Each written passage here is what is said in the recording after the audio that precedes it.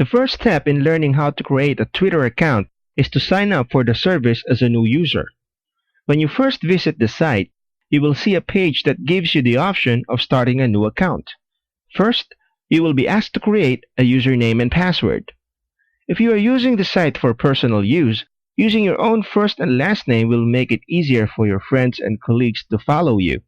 If you intend to use Twitter for business, using your business name will make it easier for customers to find you on the web. Create your account and you will follow the steps when you are done. One of the steps is to choose people to follow. Next, you can find people from your email accounts. Now you will upload your picture and write a little about yourself. This has to be 160 characters or less.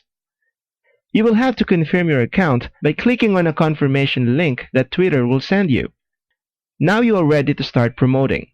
Next, we will look at creating other social media accounts, Instagram, Pinterest.